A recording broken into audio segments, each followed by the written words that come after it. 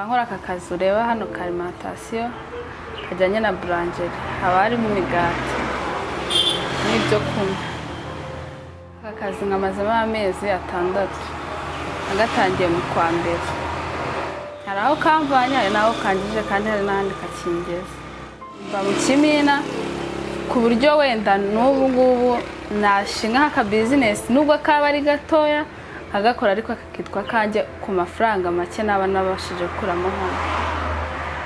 Akazi ngakora ku manywa ariko ngataha nijoro. Umunsi umwe mu cyumweru nduka amasaha makeya, ariko kubera yuko nta kintu wagera utavunitse urigomwa inshuti zawe ukazivugisha, wenda rimwe na rimwe ababishoboye bakakugeraho. Ariko kubera yuko ubu ufite gahunda z'ikintu ushaka kugeraho, ntago wakita ku bindi byo hanze, ufite intego wihaye. Niyo mpamvu akazi ngakora nta kindi ntekereje. Ikintu cya mbere niganye, nanjye ndateganya gushinga business yanjye. Muri iyo business yanjye nkayishinga ngakora n'ibindi runaka, nta kazi byo kabura imbogamizi. Nkuko kuvuga gukora amanywa wenda sikamukazi saa 12 ngataha saa 4. Urumva hari igihe kigera umubiri ukananirwa, ngatekereza nkumva nananiwe, ariko kubera mvuga ati hari ikintu ushaka kugeraho, hari aho nshaka kugera, nkavuga ati ngomba kuzinduka nkajya mu kazi n'ubundi uko byaba bimeze kose.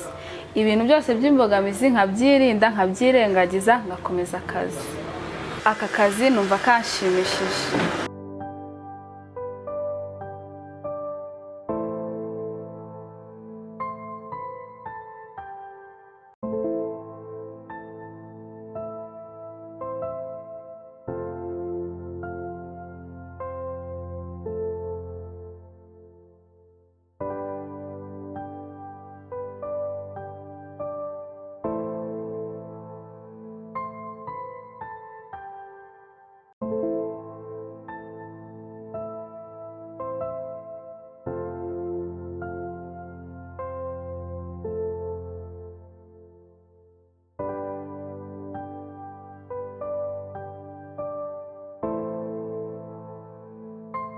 Buriya wageze mu kazi kumva ko akazi urimo kanyuze umutima wawe, nta handi ku ruhande ureba, uravuga ati ahantu ndi hari icyo hampereza.